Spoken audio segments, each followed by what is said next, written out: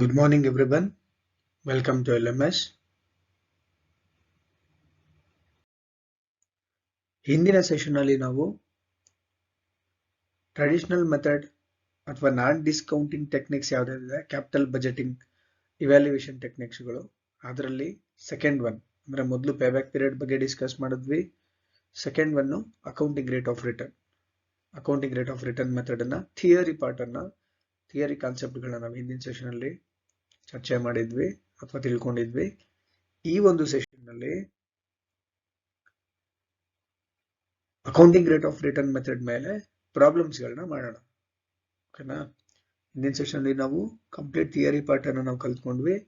ಏನೇನು accounting rate of return ಹೇಗಿರುತ್ತೆ, accounting rate of return features ಏನು, ಹಂಗಂದ್ರೆ ಏನು, accounting rate of return method ನ ಮೆರಿಟ್ಸ್ ಯಾವುದು, ಡಿಮೆರಿಟ್ಸ್ ಯಾವುದು, ಮತ್ತೆ ಹೇಗೆ ಕ್ಯಾಲ್ಕುಲೇಟ್ ಮಾಡ್ತೀವಿ, ಯಾವ್ಯಾವ ಫಾರ್ಮುಲಾಗಳನ್ನ ನಾವು ಅಪ್ಲೈ ಮಾಡಬೇಕು, ಫಾರ್ಮುಲೆ ಅದನ್ನೆಲ್ಲ ನಾವು ಹಿಂದಿನ ಸೆಷನ್ ಅಲ್ಲಿ ತಿಳ್ಕೊಂಡಿದ್ವಿ.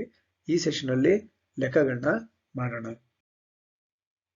So before going to the practical part, ಲೆಕ್ಕಗಳು ಮಾಡ್ಲಿಕ್ಕೆ ಹೋಗ್ಲಿಕ್ಕಿಂತ ಮೊದಲು ನಾನು ಮತ್ತೊಂದ್ಸಲ ನಿಮ್ಗೆ ಫಾರ್ಮುಲಾಗಳನ್ನ ಎಕ್ಸ್ಪ್ಲೈನ್ ಮಾಡ್ಬಿಡ್ತೀನಿ. ಯಾಕಪ್ಪ ಅಂತಂದ್ರೆ ಈ ಒಂದು ಮೆಥಡ್ ಅಲ್ಲಿ more than one formulae to be used ಅಥವಾ will be used, can be, ಅದು it is left to our own decision. ಎಲ್ಲದನ್ನೂ ಮಾಡ್ಲೇಬೇಕಂತ ಇಲ್ಲ. ಯಾವ್ದಾದ್ರು ಒಂದು ಮೆಥಡ್ ಅಲ್ಲಿ ನಾವು ಆನ್ಸರ್ ಮಾಡಿದ್ರೆ ಸಾಕಾಗುತ್ತೆ. ಕಾಮನ್ ಪ್ರಾಕ್ಟೀಸ್ ಯಾವ್ದಿರುತ್ತೋ ಅದನ್ನ. ಸೊ ನಿಮ್ಗೆ ಎಲ್ರಿಗೂ ಗೊತ್ತಿದೆ, ಈ ಒಂದು ARR ಮೆಥಡ್ ಅನ್ನ ರಿಟರ್ನ್ ಆನ್ ಇನ್ವೆಸ್ಟ್ಮೆಂಟ್ ಮೆಥಡ್ ಅಂತಾನು ಕರಿತೀವಿ, average rate of return method ಅಂತ ಕರಿತೀವಿ, accounting rate of return method ಅಂತಾನು ಕೂಡ ಕರಿತೀವಿ. ಸೊ ಡಿಫ್ರೆಂಟ್ ಫಾರ್ಮುಲಾ ಯೂಸ್ ಮಾಡಿ ವಿ ಕ್ಯಾನ್ ಕ್ಯಾಲ್ಕುಲೇಟ್ ARR. ಮೊದಲನೇದೇನಪ್ಪಾ ಅಂದ್ರೆ ARR equals to total profits divided by original investment into 100. Total profit divided by original investment into 100. ಈ formula ಕೊಟ್ಟಾದ್ರೂ calculate ಮಾಡಬಹುದು. Secondly, average profits divided by original investment into 100. Average profits ಅನ್ನ ಹೇಗೆ calculate ಮಾಡ್ತೀವಿ ಅಂತ ನಾನು ನಿಮ್ಗೆ ಆಲ್ರೆಡಿ ಹೇಳಿದ್ದೀನಿ ಹಿಂದಿನ ಸೆಷನ್ ಅಲ್ಲಿ. Total profits of a project divided by total number of years of life of the project ಅಥವಾ expected life of the project. ಇದನ್ನ ಮಾಡಿದ್ರೆ ನಮ್ಗೆ ಅವರೇಜ್ ಪ್ರಾಫಿಟ್ ಸಿಗುತ್ತೆ. ಅದಾದ್ಮೇಲೆ ನಾವು ಅದನ್ನ ಒರಿಜಿನಲ್ ಇನ್ವೆಸ್ಟ್ಮೆಂಟ್ಗೆ ಎಷ್ಟು ಪರ್ಸೆಂಟೇಜ್ ಇದೆ ಅಂತ ಹೇಳಿ ತೋರಿಸ್ತೀವಿ. ಅದನ್ನ ನಾವು ಆ ಮುಖಾಂತರ ಕೂಡ ನಾವು ARR ಅನ್ನ ಕ್ಯಾಲ್ಕುಲೇಟ್ ಮಾಡಬಹುದು. ಅಥವಾ there is one more formula, ARR equals to average profits divided by average investment. Average profit ಅನ್ನ ಹೇಗೆ ಕ್ಯಾಲ್ಕುಲೇಟ್ ಮಾಡೋದಂತ ಇವಾಗ ತಾನೇ ಹೇಳಿದೆ. average investment ಅನ್ನ ಹೇಗಪ್ಪ calculate ಮಾಡೋದಂತಂದ್ರೆ, again there are three ways ಅಥವಾ three formulas are there. average investment is equal to original investment divided by 2. ಇದನ್ನಾದ್ರೂ ಹಾಕೋಬಹುದು ನಾವು. ಅಥವಾ average investment is equal to original investment plus scrap value divided by 2. ಈ formula use ಮಾಡ್ಕೊಂಡ್ರೆ ನಾವು average investment ಅನ್ನ calculate ಮಾಡಬಹುದು. ಅಥವಾ average investment is equal to original investment minus scrap value divided by 2 plus additional working capital plus scrap value. ಇದರಲ್ಲಿ ಮೂರಲ್ಲಿ ಯಾವ್ದಾದ್ರು ಒಂದು ಫಾರ್ಮುಲಾನ ಹಾಕೊಂಡು ನಾವು ಅವರೇಜ್ ಇನ್ವೆಸ್ಟ್ಮೆಂಟ್ ಅನ್ನ ಕ್ಯಾಲ್ಕುಲೇಟ್ ಮಾಡಬಹುದು. Okay, let us move to the practical part. ಮೊದಲನೇ ಕ್ವೆಶ್ಚನ್, the first question ಈ ತರ ಇದೆ. X Limited considering the purchase of a machine. 2 machines are available. The cost of each machine is rupees 60,000. Each machine has an expected life of 5 years. Net profits before tax during the expected life of the machine are given below. Machine E and machine F. Details related to these two machines are given. Machine E is expected to produce or generate net profits 15,000, 20,000, 25,000, 15,000, 10,000 respectively for 5 years, whereas machine F 5,000, rupees 15, 20, 30, 20,000 respectively. The sum total will be 85,000 in case of machine E, 90,000 in case of machine F. Okay, following the method of return on investment, ascertain which of the alternative will be more profitable. Assume a rate of tax at 50%.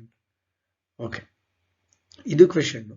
ನಾವೀಗ ಏನ್ ಮಾಡಬೇಕು, accounting rate of return ಅನ್ನ ಮೊದಲು calculate ಮಾಡಬೇಕು for these two machines, machine ಇಗೆ ಮತ್ತೆ machine ಎಫ್ಗೆ calculate ಮಾಡಿದ್ಮೇಲೆ ನಮ್ಮ ಡಿಸಿಷನ್ ಕ್ರೈಟೀರಿಯಾ ಏನಿದೆ accept or reject criteria, accept or reject ಕ್ರೈಟೀರಿಯಾನ ನಾವು ಫಾಲೋ ಮಾಡಿ ಇವೆರಡರಲ್ಲಿ ಯಾವ ಮಷಿನರಿಯನ್ನು ಅಥವಾ ಯಾವ ಇನ್ವೆಸ್ಟ್ಮೆಂಟ್ ಪ್ರಪೋಸಲ್ ಅನ್ನ ನಾವು ಸೆಲೆಕ್ಟ್ ಮಾಡ್ಕೋಬಹುದು ಅಥವಾ ಇನ್ವೆಸ್ಟ್ ಮಾಡಬಹುದು ಅಂತ ಹೇಳಿ ನಾವೇನ್ ಮಾಡ್ಬೇಕಾಗತ್ತೆ, ರೆಕಮೆಂಡೇಶನ್ ಅನ್ನ ಕೊಡ್ಬೇಕಾಗತ್ತೆ. ಸ್ಟೂಡೆಂಟ್ ನಮ್ಗೆ ಬೇಕಿರೋದು ಏನಪ್ಪಾ ಅಂತಂದ್ರೆ ARR ನ ಕ್ಯಾಲ್ಕುಲೇಟ್ ಮಾಡ್ಬೇಕಂದಾಗ ನಮಗ್ ಬೇಕಾಗಿರುವಂತದ್ದು ಕ್ಯಾಶ್ ಫ್ಲೋಸ್ ಆರ್ ಪ್ರಾಫಿಟ್ಸ್ ಅಥವಾ ಅರ್ನಿಂಗ್ಸ್ ಆಫ್ಟರ್ ಟ್ಯಾಕ್ಸ್ ನಮಗ್ ಬೇಕಿರೋದು. ಬಟ್ ಕ್ವೆಶನ್ ಅಲ್ಲಿ ಏನ್ ಕೊಟ್ಟಿದ್ದಾರೆ ಅಂತಂದ್ರೆ they have given profits before tax. ನಮಗ್ ಕೊಟ್ಟಿರೋದೇನಪ್ಪಾ ಅಂತಂದ್ರೆ ಅವರು ಪ್ರಾಫಿಟ್ ಬಿಫೋರ್ ಟ್ಯಾಕ್ಸ್ ಕೊಟ್ಟಿದ್ದಾರೆ. ಸೊ ಮೊದಲಿಗೆ ನಾವು ಪ್ರಾಫಿಟ್ ಆಫ್ಟರ್ ಟ್ಯಾಕ್ಸ್ ಅನ್ನ ಮಾಡ್ಕೊಂಡು ಆಮೇಲೆ ಅವರೇಜ್ ಆನ್ಯುವಲ್ ಪ್ರಾಫಿಟ್ಸ್ ಅನ್ನ ಮಾಡ್ಕೊಳ್ಳೋಣ. ಸೊ ಅದಕ್ಕೆ ಕಲಂ ಹಾಕೋಬೇಕಾಗತ್ತೆ ನಾವು. ಅವರೇಜ್ ಆನ್ಯುವಲ್ ಪ್ರಾಫಿಟ್ಸ್ ಅನ್ನ ಕ್ಯಾಲ್ಕುಲೇಟ್ ಮಾಡ್ಕೊಬೇಕು. ಪರ್ಟಿಕ್ಯುಲರ್ಸು ಮಷಿನ್ ಇ ಮತ್ತೆ ಮಷಿನ್ ಎಫ್ ಒಂದೇ ಟೇಬಲ್ ಅಲ್ಲಿ ಹಾಕೋಬಿಡೋಣ. Total profits before tax total ನ ತಗೊಂತಾ ಇದ್ದೀನಿ, ಯಾಕಂತಂದ್ರೆ ಇಲ್ಲೇ ನಾವು ಪೇಬ್ಯಾಕ್ ಪೀರಿಯಡ್ ಪ್ರಕಾರ ಈವನ್ ಅನ್ಈವನ್ ಅನ್ನೋ ಕಾನ್ಸೆಪ್ಟ್ ಎಲ್ಲ ಅಪ್ಲೈ ಆಗಲ್ಲ. ಸೊ ಮಷಿನ್ ಇ ಟೋಟಲ್ ಆಗಿ 5 ವರ್ಷಗಳಿಂದ 85,000 ಅರ್ನಿಂಗ್ಸ್ ಅನ್ನ ಜನರೇಟ್ ಮಾಡುತ್ತೆ. Whereas of machine F generates 90,000 of cash inflows. ಇದು ಬಿಫೋರ್ ಟ್ಯಾಕ್ಸ್. ನಾವು ಅದಕ್ಕೆ 50% ಟ್ಯಾಕ್ಸ್ ರೇಟ್ ಅಂತ ಕ್ವೆಶನ್ ಅಲ್ಲೇ ಹೇಳಿದ್ದಾರೆ. ಸೊ 50% ಟ್ಯಾಕ್ಸ್ ಅನ್ನ ಲೆಸ್ ಮಾಡೋಣ. 50% of 85,000 will be 42,500, whereas 50% of 90,000 will be 45,000. After tax profit machine ಇಗೆ 42,500 ಬರುತ್ತೆ, ಮಷಿನ್ ಎಫ್ ಗೆ 45,000 ಬರುತ್ತೆ. ಸೊ ನಾವೀಗ ಅವರೇಜ್ ಆನ್ಯುವಲ್ ಪ್ರಾಫಿಟ್ಸ್ ಅನ್ನ ಕ್ಯಾಲ್ಕುಲೇಟ್ ಮಾಡಬೇಕು. ಅವರೇಜ್ ಆನ್ಯುವಲ್ ಪ್ರಾಫಿಟ್ ಹೇಗೆ ಕ್ಯಾಲ್ಕುಲೇಟ್ ಮಾಡ್ತೀವಪ್ಪ ಅಂತಂದ್ರೆ total profit after tax divided by number of years of life ಅಥವಾ estimated life of the proposals or project. So machine ಇಗೆ ಟೋಟಲ್ ಪ್ರಾಫಿಟ್ ಆಫ್ಟರ್ ಟ್ಯಾಕ್ಸ್ 42,500 ಬಂದಿದೆ. Machine E ನ life 5 years. So ಎಷ್ಟಾಗತ್ತಪ್ಪ ಅಂತಂದ್ರೆ ₹8,500 average annual profit of machine E. In case of machine F average profit, total profit after tax for the entire 5 year is 45,000 divided by 5 years ಮಾಡ್ಕೊಂಡಾಗ ನಮಗೆ 9,000 average annual profit ಸಿಗುತ್ತೆ. Next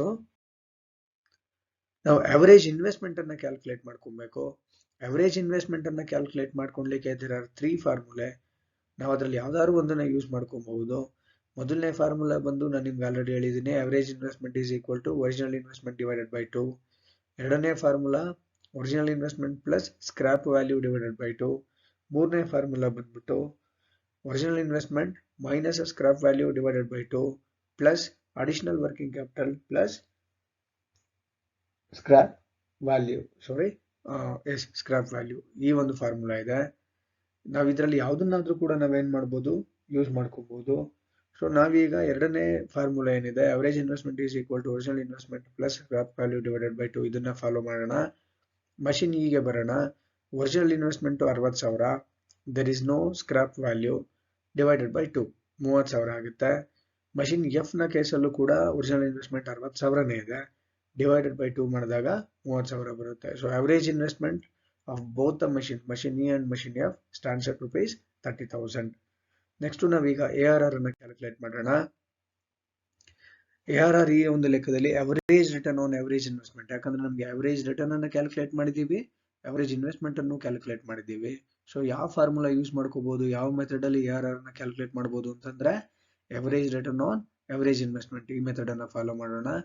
ARR equals average profits divided by average investment into 100. Machine ಇಗೆ ಬರೋಣ. Average profit as we calculated 8,500, average investment 30,000 into 100 ಮಾಡಿದ್ರೆ ARR 28.33% ಬರುತ್ತೆ.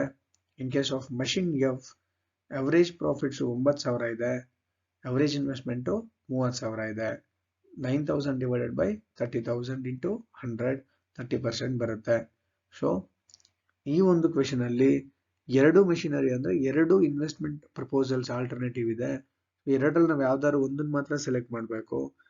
Wear there are more than one projects to be choose, where there are more than one projects ಇದ್ದಾಗ ಅಥವಾ in case of mutually exclusive projects ಇದ್ದಾಗ ನಾವೇನು decision criteria follow ಮಾಡ್ತೀವಪ್ಪ ಅಂತಂದ್ರೆ the project or proposal with higher average rate of return or accounting rate of return will be selected, must have to be selected. So ಆ ಪ್ರಕಾರವಾಗಿ machine E ಮತ್ತು machine F ಎರಡನ್ನೂ compare ಮಾಡಿದ್ರೆ ನಾವು machine ಇಗೆ ARR 28.33% ಇದೆ, machine ಎಫ್ಗೆ ARR 30% ಇದೆ. So ನಾವು we can recommend in this way, machine F ನ ARR ಜಾಸ್ತಿ ಇರೋದ್ರಿಂದ ಮೆಷಿನ್ ಎಫ್ ಅನ್ನು ನಾವು ಪ್ರಿಫರ್ ಮಾಡಬಹುದು. This is what our recommendation. Okay, will move to the next question. The working results of two machines are as follows. Machine A and machine B. Machine A ಮತ್ತು machine B ಗೆ related ಆಗಿ information ಅನ್ನ ಕೊಟ್ಟಿದ್ದಾರೆ ನಮಗೆ. Cost of the machines 45,000 each. ಎರಡೂ machine ನ cost 45,000 ಇದೆ. Sales per year machine ಗೆ 1 lakh, machine B 80,000. Cost per year machine A 36,000, machine B 30,000. Expected life 2 years in case of machine A. In case of machine B it is 3 years. The rate of tax is 50%. Which of the two should be preferred under the average rate of return method? ನೋಡಿ, ನಮಗೆ ಎರಡು machinery ಬಗ್ಗೆ information ಅನ್ನ ಕೊಟ್ಟಿದ್ದಾರೆ. ಎರಡು machinery ಬಗ್ಗೆ information ಅನ್ನ ಕೊಟ್ಟು ನಮ್ಗೆ ಏನ್ ಮಾಡಿದಾರೆ ಅವರು, ಇವೆರಡರಲ್ಲಿ ಯಾವ ಮಷಿನರಿಯನ್ನ ನೀವು ಪ್ರಿಫರ್ ಮಾಡ್ತೀರಾ, ಸಜೆಸ್ಟ್ ಮಾಡ್ತೀರಾ ಹೇಳಿ, using accounting rate of return method ಅಂತ ಕೇಳ್ಕೊಂಡಿದ್ದಾರೆ. ಸೊ ನಿಮ್ಗೆಲ್ಲ ಗೊತ್ತಿದೆ, ಈ ಲೆಕ್ಕ ಮಾಡ್ಬೇಕಂದಾಗ accounting rate of return method ಅಲ್ಲಿ ನಮಗೆ ಕ್ಯಾಶ್ ಇನ್ಫ್ಲೋಸ್ ಬೇಕು, ಅಂದ್ರೆ ಪ್ರಾಫಿಟ್ಸ್ ಬೇಕು. ಈ ಒಂದು ಕ್ವೆಶ್ಚನ್ ಅಲ್ಲಿ ನಿಮಗೆ ಪ್ರಾಫಿಟ್ಸ್ ಅನ್ನ ಕೊಟ್ಟಿಲ್ಲ, ಸೇಲ್ಸ್ ಕೊಟ್ಟಿದ್ದಾರೆ, ಕಾಸ್ಟ್ ಪರ್ ಇಯರ್ ಕೊಟ್ಟಿದ್ದಾರೆ. ಮೊದಲು ನಾವು ಪ್ರಾಫಿಟ್ಸ್ ಅನ್ನ ಕ್ಯಾಲ್ಕುಲೇಟ್ ಮಾಡಿ, ಆಮೇಲೆ ಅದರಿಂದ ಟ್ಯಾಕ್ಸ್ ಲೆಸ್ ಮಾಡಿ, ಆಫ್ಟರ್ ಟ್ಯಾಕ್ಸ್ ಪ್ರಾಫಿಟ್ ಅನ್ನ ತಗೊಂಡು, ಆಮೇಲೆ ಅವರೇಜ್ ಪ್ರಾಫಿಟ್, ಅದಾದ್ಮೇಲೆ ಅವರೇಜ್ ಇನ್ವೆಸ್ಟ್ಮೆಂಟ್, ಇದನ್ನೆಲ್ಲ ಕ್ಯಾಲ್ಕುಲೇಟ್ ಮಾಡಿಕೊಂಡು ಕೊನೆಗೆ ನಾವು ARR ಅನ್ನ ಕ್ಯಾಲ್ಕುಲೇಟ್ ಮಾಡಬೇಕಾಗತ್ತೆ. ಮೊದಲಿಗೆ ನಾವೀಗ ಅವರೇಜ್ ಆನ್ಯುವಲ್ ಪ್ರಾಫಿಟ್ಸ್ ಅನ್ನ ಕ್ಯಾಲ್ಕುಲೇಟ್ ಮಾಡ್ಕೊಂಡ್ಬಿಡೋಣ. ನೋಡಿ, ಅವರೇಜ್ ಆನ್ಯುವಲ್ ಪ್ರಾಫಿಟ್ಸ್ ಅನ್ನ ಕ್ಯಾಲ್ಕುಲೇಟ್ ಮಾಡ್ಕೋಬೇಕು. ಈ ಲೆಕ್ಕದಲ್ಲಿ ನಮ್ಗೆ ಆಕ್ಚುಲಿ ಅವರೇಜ್ ಆನ್ಯುವಲ್ ಪ್ರಾಫಿಟ್ಸ್ ಅನ್ನ ಅವ್ರು ಕೊಟ್ಟಿಲ್ಲ, ಸೇಲ್ಸ್ ಪರ್ ಇಯರ್ ಕೊಟ್ಟಿದ್ದಾರೆ, ಆನ್ಯುವಲ್ ವ್ಯಾಲ್ಯೂಸ್ ಅಂದ್ರೆ ಇಯರ್ಲಿ ಫಿಗರ್ಸ್ ಏನೇನಿದೆ ಅದನ್ನ ಕೊಟ್ಟಿದ್ದಾರೆ. ಸೊ ನಾವು ಮತ್ತೊಂದ್ಸಲ ಅವರೇಜ್ ಪ್ರಾಫಿಟ್ ಅನ್ನ divided by number of years of life ಮಾಡುವಂತ ಅವಶ್ಯಕತೆ ಬರಲ್ಲ. ಪ್ರತಿ ವರ್ಷದ ಅಂದ್ರೆ ವಾರ್ಷಿಕ ಇನ್ಫಾರ್ಮೇಶನ್, ವರ್ಷದ ಇನ್ಫಾರ್ಮೇಶನ್ ಕೊಟ್ಟಿರೋದ್ರಿಂದ ನಮ್ಗೆ ಏನ್ ಆನ್ಸರ್ ಬರುತ್ತೆ that it self will be average annual profit ಆಗಿರುತ್ತೆ. ಸೊ ಮೊದಲಿಗೆ ನಾವೀಗ ಏನ್ ಮಾಡ್ಕೊಳ್ಳೋಣ, ವರ್ಕಿಂಗ್ ನೋಟ್ ಅಲ್ಲಿ ascertainment of average annual profit, ನಮ್ಗೆ ಫಸ್ಟ್ ಅವರೇಜ್ ಆನ್ಯುವಲ್ ಪ್ರಾಫಿಟ್ ಬೇಕು, ಅದನ್ನ ಕ್ಯಾಲ್ಕುಲೇಟ್ ಮಾಡ್ಕೊಳ್ಳೋಣ. Sales per year machine A machine B 1,80,000 ಇದೆ. Cost of production per year question ಅಲ್ಲೇ ಹೇಳಿದ್ದಾರೆ 36,000, 30,000 ಲೆಸ್ ಮಾಡೋಣ. This cost of production does not include depreciation, ಇದು depreciation ಸೇರ್ಕೊಂಡಿರಲ್ಲ. So depreciation ನಾವು ಏನ್ ಮಾಡ್ಬೇಕಾಗುತ್ತೆ, ಇವಾಗ ಲೆಸ್ ಮಾಡ್ಬೇಕಾಗತ್ತೆ. ಇದನ್ನ ವರ್ಕಿಂಗ್ ನೋಟ್ ಅಲ್ಲಿ ಕ್ಯಾಲ್ಕುಲೇಟ್ ಮಾಡಿದೀನಿ, ನಾನು ನಿಮ್ಗೆ ಮುಂದಕ್ಕೆ ಹೇಳ್ತೀನಿ ಡೆಪ್ರಿಸಿಯೇಷನ್ ಹೇಗೆ 22,500 ಮತ್ತೆ 15,000 ಬಂದಿದೆ ಅಂತ. ಇನ್ case of machine A it is 22,500, in case of machine B it is 15,000. Next depreciation less ಮಾಡಿದ್ಮೇಲೆ ನಮ್ಗೆ profit after depreciation but before taxes per annum, ಯಾಕಂದ್ರೆ ಇಲ್ಲಿ ಇರೋದೆಲ್ಲ ಆನ್ಯುವಲ್ ಫಿಗರ್ ಇದೆ. 41,500 ಇನ್ ಕೇಸ್ ಆಫ್ ಮಷಿನ್ ಗೆ and 35,000 in case of machine B. Next tax ಅನ್ನ 50% less ಮಾಡಬೇಕು, 20,750 ಮತ್ತೆ 17,500 ಲೆಸ್ ಮಾಡ್ತೀವಿ. Profit after depreciation and taxes, ಅಥವಾ ಇದೇ ನಮ್ಗೆ ಏನಾಗುತ್ತೆ ಅಂತ ಹೇಳಿದೆ ನಾನು ನಿಮ್ಗೆ, ಅವರೇಜ್ ಪ್ರಾಫಿಟ್ಸ್ ಆಗುತ್ತೆ ಅಂತ ಹೇಳಿದೆ. ಮಷಿನ್ ಎಗೆ average profit 20,750 and machine B ಗೆ ಅವರೇಜ್ ಪ್ರಾಫಿಟ್ 17,500 ಆಗುತ್ತೆ. ನೆಕ್ಸ್ಟ್ ನಾವು ಅವರೇಜ್ ಇನ್ವೆಸ್ಟ್ಮೆಂಟ್ ಅನ್ನ ಕ್ಯಾಲ್ಕುಲೇಟ್ ಮಾಡ್ಕೊಳ್ಳೋಣ. The average investment can be arrived at as follows. Average investment ನಾನು ನಿಮ್ಗೆ ಅವಾಗಲೇ ಹೇಳಿದೆ, there are 3 ways to calculate. ನಾವೇನು ಹಿಂದಿನ ಪ್ರೀವಿಯಸ್ ಲೆಕ್ಕದಲ್ಲಿ ಯೂಸ್ ಮಾಡಿದ್ವು ಅದೇ ಫಾರ್ಮುಲಾನ ಯೂಸ್ ಮಾಡ್ಕೊಳ್ಳೋಣ. Average investment is equal to original investment plus scrap value divided by 2. Machine ಎನ ಒರಿಜಿನಲ್ ಇನ್ವೆಸ್ಟ್ಮೆಂಟ್ 45,000, ವರಾಶ್ ಮಷಿನ್ ಬಿ ನ ಒರಿಜಿನಲ್ ಇನ್ವೆಸ್ಟ್ಮೆಂಟ್ ಕೂಡ 45,000. 45,000 ಡಿವೈಡೆಡ್ ಬೈ 2, ಇಬ್ರಿಗೂ ಕೂಡ ಅವರೇಜ್ ಇನ್ವೆಸ್ಟ್ಮೆಂಟ್ 22,500 ಬರುತ್ತೆ. ನೆಕ್ಸ್ಟ್ ನಾವು average ascertainment of average return on average investment calculate ಮಾಡ್ಕೊಳ್ಳೋಣ. ಅಂದ್ರೆ nothing but ARR. ನಾವೇನ್ ಕ್ಯಾಲ್ಕುಲೇಟ್ ಮಾಡ್ತಾ ಇದೀವಿ, ARR ಅನ್ನ ಕ್ಯಾಲ್ಕುಲೇಟ್ ಮಾಡ್ತಾ ಇದೀವಿ. ಈಗ ಅವರೇಜ್ ರಿಟರ್ನ್ ಗೊತ್ತಾಯ್ತು ನಮ್ಗೆ, average profits nothing but average return ಗೊತ್ತಾಯ್ತು, ಅವರೇಜ್ ಇನ್ವೆಸ್ಟ್ಮೆಂಟ್ ಗೊತ್ತಾಗಿದೆ. ನೆಕ್ಸ್ಟ್ ನಾವೀಗ average rate of return ARR ಅನ್ನ ಕ್ಯಾಲ್ಕುಲೇಟ್ ಮಾಡ್ಕೊಳ್ಳೋಣ. ARR ಮಾಡ್ಬೇಕಂತಂದ್ರೆ ಲೆಕ್ಕದಲ್ಲಿ ಫಸ್ಟ್ ನಾವೇನ್ ಮಾಡಬೇಕು, ಅವರೇಜ್ ಪ್ರಾಫಿಟ್ಸ್ ಕಂಡುಹಿಡ್ಕೊಬೇಕು, ಅದಾದ್ಮೇಲೆ ಅವರೇಜ್ ಇನ್ವೆಸ್ಟ್ಮೆಂಟ್ಸ್ ಅನ್ನ ಕಂಡುಹಿಡ್ಕೊಬೇಕು, ಅಂಡ್ ಫೈನಲಿ ARR ಅನ್ನ ಫೈಂಡ್ ಔಟ್ ಮಾಡ್ತೀವಿ. Okay, accounting rate of return equals average profits divided by average investment into 100. Machine ಎಗೆ ಅವರೇಜ್ ಪ್ರಾಫಿಟ್ 20,750 ನಾವು ಇವಾಗ ತಾನೇ ಕ್ಯಾಲ್ಕುಲೇಟ್ ಮಾಡಿದ್ವಿ, and that of machine B is 17,500. Okay, machine ಎಗೆ 20,750 divided by 22,500 average investment calculate ಮಾಡ್ಕೊಂಡ್ವಿ into 100. Machine ಬಿಗೆ average profit 17,500, average investment 22,500 into 100 ಮಾಡಿದ್ವಿ, ARR ಬಂದಿದೆ. ಮೆಷಿನ್ ಎಗೆ ARR 92.22%, whereas of machine B it is 77.77% ಇದೆ. ಓಕೆ, ಈಗ ನಾವು based on the ARR we have to make a recommendation ಅನ್ನ ಮಾಡಬೇಕು. The average return on investment of machine A is 92.22% and that of machine B is 77.77%. That means the average rate of return of machine A is more than that of machine B, so machine A is preferable. ಎರಡು ಒಂದಕ್ಕಿಂತ ಹೆಚ್ಚು proposals ಇದ್ದಾಗ ಯಾವ proposals ನ ARR ಜಾಸ್ತಿ ಇರುತ್ತೋ ಅದನ್ನ ನಾವು ಚೂಸ್ ಮಾಡಬೇಕಾಗುತ್ತೆ. ಮೆಷಿನ್ ಎ ಮತ್ತು ಮೆಷಿನ್ ಬಿ ನ ಕೇಸ್ ನಲ್ಲಿ ಮೆಷಿನ್ ಎ ನ ಅವರೇಜ್ ರೇಟ್ ಆಫ್ ರಿಟರ್ನ್ ಅಥವಾ ಅಕೌಂಟಿಂಗ್ ರೇಟ್ ಆಫ್ ರಿಟರ್ನ್ 92% ಇದೆ, and that of machine B 77.7% ಇದೆ. ಸೊ ಮೆಷಿನ್ ಎ ನ ARR ಜಾಸ್ತಿ ಇರೋದ್ರಿಂದ ನಾವು ಮೆಷಿನ್ ಎ ನ ಸೆಲೆಕ್ಟ್ ಮಾಡಬೇಕು ಅಥವಾ ಪ್ರಿಫರ್ ಮಾಡಿ ಅಂತ ಹೇಳಿ ರೆಕಮೆಂಡೇಶನ್ ಅನ್ನ ಕೊಡ್ತಾ ಇದ್ದೀವಿ. ಇನ್ನು ಡೆಪ್ರಿಸಿಯೇಷನ್ ನ ವರ್ಕಿಂಗ್ ನೋಟ್ ಅಂತ ಹೇಳಿದ್ರೆ, ಡೆಪ್ರಿಸಿಯೇಷನ್ ಹೇಗೆ ಕ್ಯಾಲ್ಕುಲೇಟ್ ಮಾಡಿದ್ವಪ್ಪ ಅಂತಂದ್ರೆ, ನಿಮ್ಗೆಲ್ಲ ಗೊತ್ತಿದೆ depreciation different methods of depreciation are there.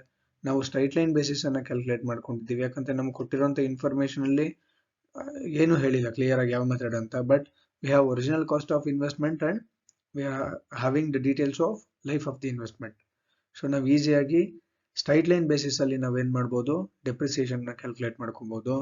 Machine ಎಗೆ original cost 45,000 and life of machine A is 2 years, and again cost of machine B is 45,000 and life of machine B is 3 years. So original cost of investment divided by life of the investment ಮಾಡಿದಾಗ ನಮಗೆ machine A ಗೆ depreciation per annum 22,500 ಬರುತ್ತೆ, machine B ಗೆ depreciation ₹15,000 per annum ಬರುತ್ತೆ. So next question ಬರೋಣ. Next question ಈ ತರ ಇದೆ, determine the average rate of return from the following data of two machines A and B. Again ಎರಡು investment alternatives ಅಥವಾ investment proposals ಬಗ್ಗೆ ಇಲ್ಲಿ ಮಾಹಿತಿ ಕೊಟ್ಟಿದ್ದಾರೆ ನಮಗೆ. Machine A and machine B. Original cost machine ಎಗೆ 56,125, ಮೆಷಿನ್ ಬಿಗೆ 56,125. Additional investment in working capital, ನಾವು ಒರಿಜಿನಲ್ ಇನ್ವೆಸ್ಟ್ಮೆಂಟ್ ಅಥವಾ ಒರಿಜಿನಲ್ ಔಟ್ಲೇ ಏನಿದೆ ಅದ್ರ ಜೊತೆಗೆ ಫರ್ದರ್ ಅಡಿಷನಲ್ ಇನ್ವೆಸ್ಟ್ಮೆಂಟ್ ಕೂಡ ಮಾಡಬೇಕಾಗುತ್ತೆ. 5,000 in case of machine A, 6,000 in case of machine B. The estimated life of these two machines is 5 years. ಎರಡರದ್ದು ಕೂಡ 5 years ಇದೆ. Salvage value ಕೂಡ ಇದೆ 3,000 each. Income tax rate 55% ಇದೆ. Annual estimated income after depreciation. Keep in mind, ಅವ್ರು ಹೇಳಿರೋದು earnings after depreciation, tax not yet been deducted. First year ಅಲ್ಲಿ 3,375, second year 5,375, third year 7,375, fourth year 9,375, fifth year 11,375 in case of machine A. Machine B ನಲ್ಲಿ 11,375, 9,375, 7,375, 5,375 and 3,375 in case of machine B. Okay, depreciation is charged on straight line basis ಅಂತ ಹೇಳಿದ್ದಾರೆ. ಇಷ್ಟು information ಅನ್ನ ಕೊಟ್ಟು ನಮಗೆ ARR ಅನ್ನ calculate ಮಾಡಿ, ಮತ್ತೆ ಇವೆರಡು ಮೆಷಿನ್ಗಳಲ್ಲಿ ಎರಡು ಇನ್ವೆಸ್ಟ್ಮೆಂಟ್ ಪ್ರಪೋಸಲ್ಸ್ ಗಳಲ್ಲಿ ಯಾವ ಇನ್ವೆಸ್ಟ್ಮೆಂಟ್ ಪ್ರಪೋಸಲ್ ಅನ್ನ ನೀವು ಸಜೆಸ್ಟ್ ಮಾಡ್ತೀರಾ, ರೆಕಮೆಂಡೇಶನ್ ಅನ್ನ ಕೊಡ್ಲಿಕ್ಕೆ ಕೇಳಿದ್ದಾರೆ. ಓಕೆ, ಮೊದಲಿಗೆ ನಾವೀಗ ಅವರೇಜ್ ಆನ್ಯುವಲ್ ರಿಟರ್ನ್ ಅಥವಾ ಪ್ರಾಫಿಟ್ಸ್ ಅನ್ನ ಕ್ಯಾಲ್ಕುಲೇಟ್ ಮಾಡ್ಕೊಳ್ಳೋಣ. ಮೆಷಿನ್ ಎ ಮತ್ತೆ ಮೆಷಿನ್ ಬಿ ನ 5 years ಇಂದು ಟೋಟಲ್ 5 years ಇನ ಇನ್ಕಮ್ ಆಡ್ ಮಾಡ್ಕೊಂಡ್ರೆ total earnings or return for 5 years machine ಎಗೆ 36,875 ಆಗುತ್ತೆ. ಮಷಿನ್ ಬಿಗೂ ಕೂಡ 36,875 ಆಗುತ್ತೆ. ಸೊ ನಮ್ಗೇನು ಅರ್ನಿಂಗ್ಸ್ ಕೊಟ್ಟಿದ್ದಾರೆ these are after depreciation but before tax. ಅದಕ್ಕೋಸ್ಕರ ನಾವು ಟ್ಯಾಕ್ಸ್ ಅನ್ನ ಲೆಸ್ ಮಾಡಬೇಕು. ಟ್ಯಾಕ್ಸ್ ಅಟ್ 55% ಅಂತ ಅವರೇ ಹೇಳಿದ್ದಾರೆ ಕ್ವೆಶನ್ ಅಲ್ಲಿ. 20,281 ಬರುತ್ತೆ. ಟ್ಯಾಕ್ಸ್ ಲೆಸ್ ಮಾಡಿದ್ಮೇಲೆ total profits after tax machine A and B ಗೆ ಎರಡಕ್ಕೂ ಕೂಡ 16,594 ಬರುತ್ತೆ. This is for the entire 5 year. Next average return per year, average return ಅಥವಾ average earnings per year 16,594 divided by 5 years rupees 3,319. Next ನಾವು average investment ಅನ್ನ calculate ಮಾಡೋಣ. Average investment calculate ಮಾಡಬೇಕಂದಾಗ 3 formula ಇದೆ. ನಾನು ನಿಮ್ಗೆ ಹೇಳಿದೆ ಥಿಯರಿ ಕ್ಲಾಸ್ನಲ್ಲಿ, ಅಂದ್ರೆ ಹಿಂದಿನ ಸೆಷನ್ ಅಲ್ಲಿ ಥಿಯರಿ ಕಾನ್ಸೆಪ್ಟ್ಗಳನ್ನ ಎಕ್ಸ್ಪ್ಲೇನ್ ಮಾಡಬೇಕಂದಾಗ ಕ್ವೆಶನ್ ಅಲ್ಲಿ ನಮ್ಗೆ ಏನು ಇನ್ಫಾರ್ಮೇಶನ್ ಕೊಟ್ಟಿರ್ತಾರೆ ಅದ್ರ ಬೇಸ್ ಆಗಿ ನಾವೇನ್ ಮಾಡ್ಬೇಕಾಗತ್ತೆ, ಯಾವ ಫಾರ್ಮುಲಾನ ಯೂಸ್ ಮಾಡಬೇಕು ಅಂತ ಡಿಸೈಡ್ ಮಾಡಬೇಕಾಗತ್ತೆ. ಸೊ ಈ ಲೆಕ್ಕದಲ್ಲಿ ನಮ್ಗೆ ಸ್ಕ್ರಾಪ್ ವ್ಯಾಲ್ಯೂ ಬಗ್ಗೆ ಇನ್ಫಾರ್ಮೇಶನ್ ಇದೆ, ಅಡಿಷನಲ್ ವರ್ಕಿಂಗ್ ಕ್ಯಾಪಿಟಲ್ ಬಗ್ಗೆ ಇನ್ಫಾರ್ಮೇಶನ್ ಇದೆ. ಸೊ ನಮ್ಗೆ ಏನ್ 3ನೇ ಫಾರ್ಮುಲಾ ಇತ್ತು ಅವರೇಜ್ ಇನ್ವೆಸ್ಟ್ಮೆಂಟ್ ಅನ್ನ ಕ್ಯಾಲ್ಕುಲೇಟ್ ಮಾಡ್ಲಿಕ್ಕೆ, ಆ ಒಂದು ಈಕ್ವೇಶನ್ ಅಥವಾ ಫಾರ್ಮುಲಾನ ಯೂಸ್ ಮಾಡ್ತಾ ಇದೀವಿ, which is original investment minus scrap value divided by 2 plus additional working capital plus scrap value. ಈ ಫಾರ್ಮುಲಾ ಹಾಕೊಂಡು ನಾವೇನ್ ಮಾಡ್ಬೇಕಾಗತ್ತೆ, ಅವರೇಜ್ ಇನ್ವೆಸ್ಟ್ಮೆಂಟ್ ಅನ್ನ ಕ್ಯಾಲ್ಕುಲೇಟ್ ಮಾಡ್ಬೇಕಾಗತ್ತೆ. So in case of machine A, original investment is 56,125 and the scrap value is 3,000 divided by 2 plus additional working capital requirement ಎಷ್ಟಿದೆ 5,000 ಇದೆ plus scrap value 3,000. In case of machine B, original investment is same as that of machine A, 56,125 minus scrap value 3,000, additional working capital 6,000 plus scrap value 3,000 divided by 2. Okay, machine A ಗೆ 34,562.5 ಬರುತ್ತೆ average investment. Machine B ಗೂ ಕೂಡ 35,000, machine B ಗೆ 35,562.50 ಬರುತ್ತೆ. Okay, ನಾವೀಗ average investment ಮತ್ತೆ average profit ಎರಡನ್ನೂ ಕೂಡ ಕ್ಯಾಲ್ಕುಲೇಟ್ ಮಾಡ್ಕೊಂಡಿದ್ದೀವಿ. ವೆರಿ ನೆಕ್ಸ್ಟ್ ಸ್ಟೆಪ್ ಅಥವಾ very next stage is to calculate ARR, accounting rate of return.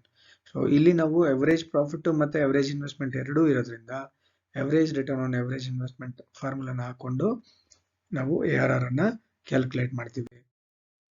So machine ಎಗೆ average profit 3,319, average investment 34,562.5, ARR 9.60% ಬರುತ್ತೆ.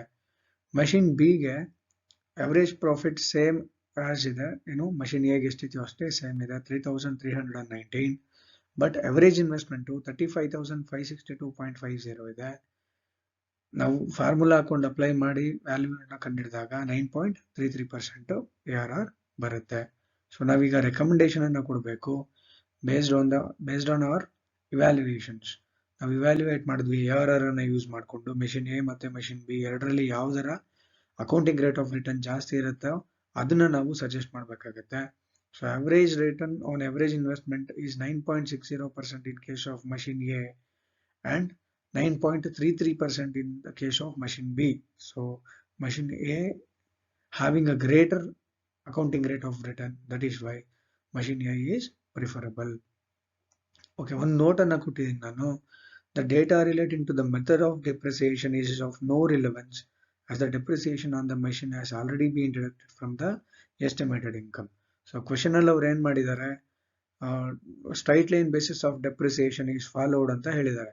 ಅದು ನಿಮ್ನ ಕನ್ಫ್ಯೂಸ್ ಮಾಡ್ಲಿಕ್ಕೆ ಅಷ್ಟೇ. ಕ್ಯಾಶ್ ಇನ್ಫ್ಲೋಸ್ ಕೊಟ್ಟಿರೋದು ಕ್ವೆಶನ್ ಅಲ್ಲಿ ತುಂಬಾ ಸ್ಪೆಸಿಫಿಕ್ ಆಗಿ ಹೇಳಿದ್ದಾರೆ, ಕ್ಯಾಶ್ ಇನ್ಫ್ಲೋಸ್ ಅಥವಾ ಪ್ರಾಫಿಟ್ಸ್ ಆಫ್ಟರ್ ಡೆಪ್ರಿಸಿಯೇಷನ್ ಅಂತ. ಆಲ್ರೆಡಿ ಡೆಪ್ರಿಸಿಯೇಷನ್ ಚಾರ್ಜ್ ಮಾಡಿರೋದ್ರಿಂದ ನಾವು ಮತ್ತೊಂದ್ಸಲ ಚಾರ್ಜ್ ಮಾಡೋ ಅವಶ್ಯಕತೆ ಬರಲ್ಲ. ಅರ್ಥ ಆಗ್ತಿದ್ಯಾ? ನಮಗೆ ಅಕೌಂಟಿಂಗ್ ರೇಟ್ ಆಫ್ ರಿಟರ್ನ್ ಅನ್ನ ಕ್ಯಾಲ್ಕುಲೇಟ್ ಮಾಡ್ಲಿಕ್ಕೆ ಬೇಕಾಗಿರುವಂತ ಪ್ರಾಫಿಟ್ಸ್ ಅಥವಾ ಅರ್ನಿಂಗ್ಸ್ ಯಾವ್ದಪ್ಪ ಅಂತಂದ್ರೆ after depreciation after tax. But ನಮ್ಗೆ ಕೊಟ್ಟಿರೋದು ಆಫ್ಟರ್ ಡೆಪ್ರಿಸಿಯೇಷನ್ ಕೊಟ್ಟಿದ್ರು, ಡೆಪ್ರಿಸಿಯೇಷನ್ ಬಗ್ಗೆ ವರಿ ಮಾಡ್ಕೊಳ್ಳೋಂತ ಅವಶ್ಯಕತೆ ಇಲ್ಲ. ಬಟ್ ಬಿಫೋರ್ ಟ್ಯಾಕ್ಸ್ ಕೊಟ್ಟಿದ್ರಿಂದ ನಾವು ಟ್ಯಾಕ್ಸ್ ರೇಟ್ ಅನ್ನ, ಅವರೇಜ್ ಟ್ಯಾಕ್ಸ್ ರೇಟ್ ಏನ್ 55% ಕೊಟ್ಟಿದ್ರು, ಆ ಟ್ಯಾಕ್ಸ್ ರೇಟ್ ಅನ್ನ ನಾವು ಕ್ಯಾಲ್ಕುಲೇಟ್ ಮಾಡಿ ಅಷ್ಟು ಅಮೌಂಟ್ ಟ್ಯಾಕ್ಸ್ ಅನ್ನ ಲೆಸ್ ಮಾಡಿ ಪ್ರಾಫಿಟ್ ಆಫ್ಟರ್ ಟ್ಯಾಕ್ಸ್ ಅನ್ನ ಕ್ಯಾಲ್ಕುಲೇಟ್ ಮಾಡ್ಕೊಂಡಿದ್ದೀವಿ. ಓಕೆ, ನಾವು ಇಲ್ಲಿಗೆ ಅಕೌಂಟಿಂಗ್ ರೇಟ್ ಆಫ್ ರಿಟರ್ನ್ ಅಥವಾ ಅವರೇಜ್ ರೇಟ್ ಆಫ್ ರಿಟರ್ನ್ ಈ ಒಂದು ಮೆಥಡ್ಗೆ 3 ಕ್ವೆಶನ್ಸ್ಗಳನ್ನ ನಾವು ಪ್ರಾಕ್ಟೀಸ್ ಮಾಡಿದ್ವಿ. ನಾವು ನೆಕ್ಸ್ಟ್ ಕ್ಲಾಸಲ್ಲಿ ಡಿಸ್ಕೌಂಟಿಂಗ್ ಮೆಥಡ್ಸ್ ಅಥವಾ ಮಾಡರ್ನ್ ಮೆಥಡ್ಸ್ಗಳಿಗೆ ಹೋಗೋಣ. ನೆಕ್ಸ್ಟ್ ಕ್ಲಾಸಲ್ಲಿ ನೆಟ್ ಪ್ರೆಸೆಂಟ್ ವ್ಯಾಲ್ಯೂ ಬಗ್ಗೆ ಡಿಸ್ಕಸ್ ಮಾಡೋಣ. ಇಲ್ಲಿಗೆ traditional methods of capital budgeting evaluation ಅಥವಾ ಕ್ಯಾಪಿಟಲ್ ಬಜೆಟಿಂಗ್ ಪ್ರಾಜೆಕ್ಟ್ಸ್ಗಳನ್ನ ಇವ್ಯಾಲ್ಯೂಯೇಟ್ ಮಾಡುವಂಥ ಟ್ರೆಡಿಷನಲ್ ಮೆಥಡ್ ಅಲ್ಲಿ ಪೇಬ್ಯಾಕ್ ಪೀರಿಯಡ್ ಮೆಥಡ್ ಮತ್ತೆ accounting rate of return method ಬರುತ್ತೆ. ಈ 2 ಮೆಥಡ್ಗಳನ್ನ ನಾವು ಕಂಪ್ಲೀಟ್ ಮಾಡಿದ್ದೀವಿ.